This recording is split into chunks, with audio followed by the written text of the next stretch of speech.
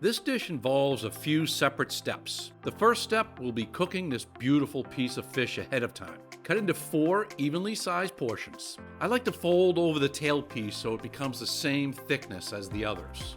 Next, find a deep casserole dish large enough to fit your fish in an even layer. Season with salt and pepper and bake until just cooked.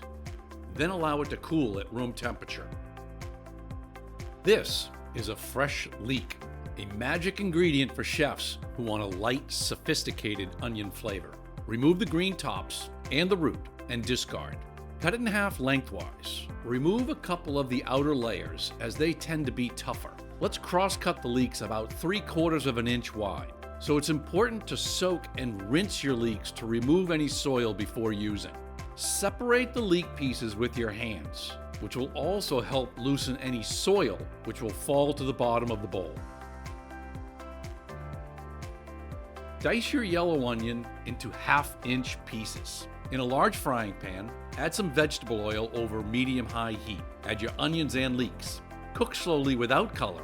Season with salt and pepper to wilt the veggies until cooked, about 5 minutes. Add your frozen peas, which are an essential part of the proper fish pie. Reserve in a bowl at room temperature. Gruyere cheese is a decadent, rich, and nutty cheese that adds depth of flavor all chefs strive for. Great on the smaller holes of your box grater.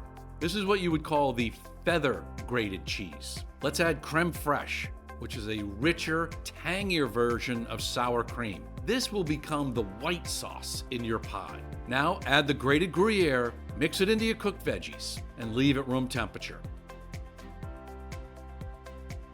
Mashed potatoes is one of my calling cards. I like to use Yukon Gold potatoes. Be sure to salt your water and boil until tender. Here's an important tip when making your mash bows. Drain your cooked potatoes and put back into your pot over low heat for 2 to 3 minutes so they are able to dry out completely. This will intensify the flavor of your mashed potatoes.